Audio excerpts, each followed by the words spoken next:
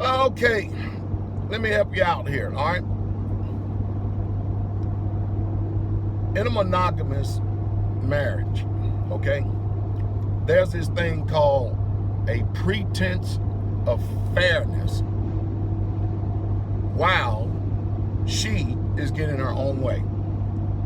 And of course, people are wondering, why do I always give these particular talks right here to men? I'm gonna tell you the reason why I give these talks to men, because don't nobody talk men or teach men. Think about it. The majority of the families in this country, the majority of them are literally raised by single mothers who have to actually play father and mother. And I might add you that a man must be raised by a man. A woman can't rear a man, because the only thing she's going to do is make that man sensitive towards the female, which he was already ruled over by his mother well up into his maybe 18, 20 years old, and then he's going to get married and get ruled over again. So there's a pretense of fairness. You see, I'll give you an example. This is the type of man that I am, okay? I'll say to my women, I'll say, hey, let's say if I'm going out, I'll say, hey, what would you like to eat? Because to me personally, as an adult, I really truly don't care. I mean, most people, they live by their taste buds. I personally do not really care, because all it is food in my belly. And I don't live to eat. I eat to live. And there's a difference in that. Most people in American society live to eat. And you can pretty much tell who does that. And I'll leave it at that, okay? But listen to me very closely. I'll usually say, well, where you want to eat? I don't know, where you want to eat, okay? As soon as she puts the ball back in my court, because mind you, I had already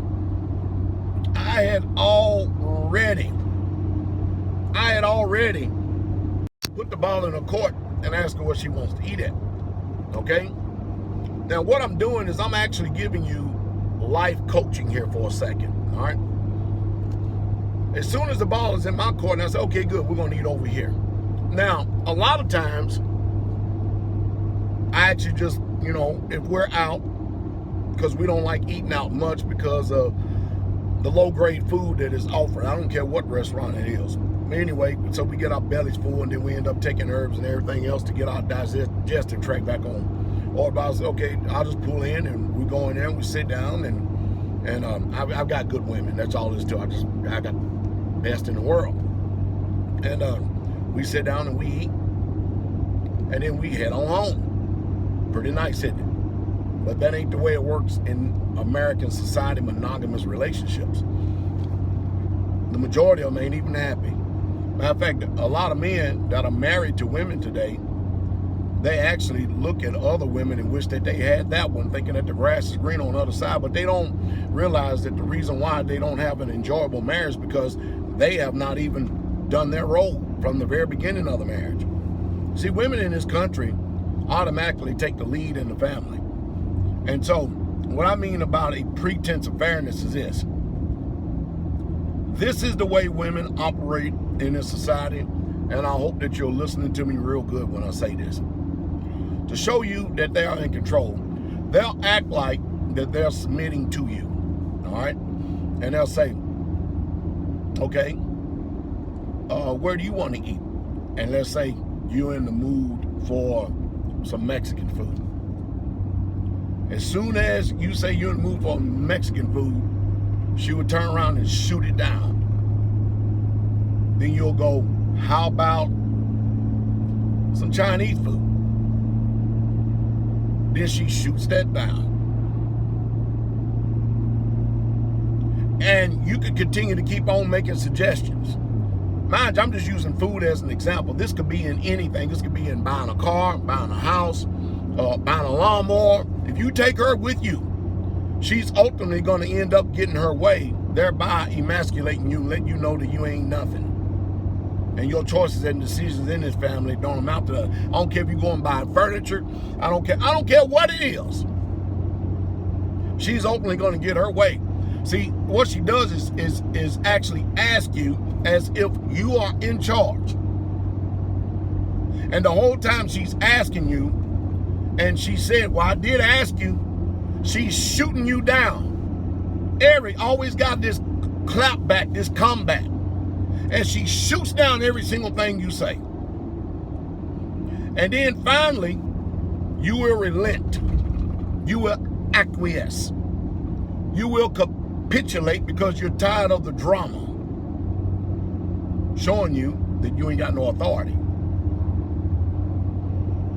And she does these games all the time. You don't believe me? Pay attention to it. If you don't believe me, go back and play it over in your mind, some of the purchases that you've done in life, or some of the things you've done in life with your woman.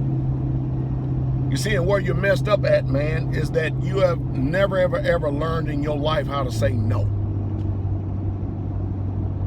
And the reason why you have never learned how to say no, because you're spineless. You're spineless because you were reared and raised by a woman. And you don't know how to be a man. You've got to learn how to be a man. Just because you have male anatomy doesn't make you a man.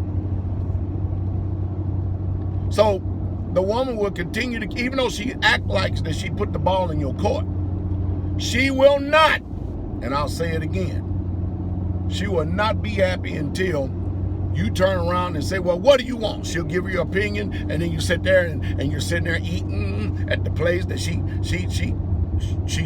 made you think you chose. And she's happy, and you're sitting there with this long, dreary face. And she don't care about your unhappiness whatsoever at all. She don't. Or situation number 2.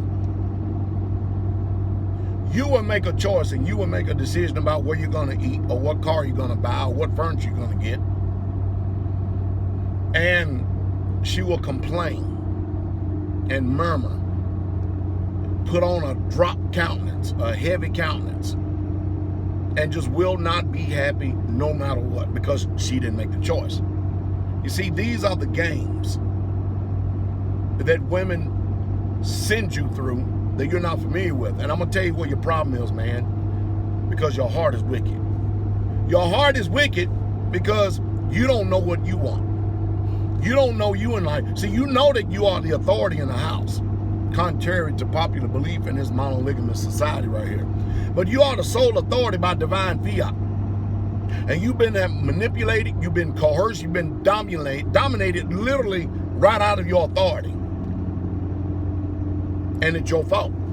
You are, or let me say this, you have no testicular fortitude because you are afraid to say no. If you have a woman that you are spineless and you can't say no to and stick to your guns, first of all, number 1, you ain't ready for that woman. And number 2, you don't need that woman. No, real talk here. Real talk. And you got to really, truly look inside your own heart. You got to search your own heart because you got some serious problems. What amazes me is that a man would have a best friend all of his life. And all of a sudden, a woman will come into his life 1 week. And he is willing to betray that friendship over a 1-week relationship with a woman. That is some simp stuff right there. Is it not? Is that not some simp stuff? That is some very simp stuff right there.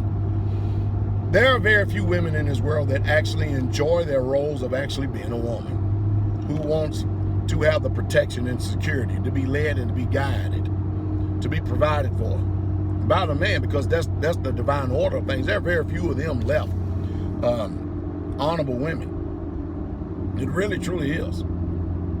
But men, you can't expect for things to change if you don't change. You just forget it. I'm amazed how a man will stand up nose to nose and toe to toe against a man, but will not stand up against a woman. It always appalls me. It does. Because the majority of the women in this monogamous society, they ain't worth the time of day. There's only a few There's really, truly only a few good women out here. Really. I'm not saying that women can't be transformed or women can't be changed. They can, just like you can as a man. But man, oh man, oh man, oh man. Can you imagine if you don't get this now, the type of sons you're going to raise? If you don't get this now, can you imagine the type of sons you're going to raise? See, man, you ain't smarter than a woman. That's why you need a real man to teach you how to be a man, so that when certain things happen, you know the game.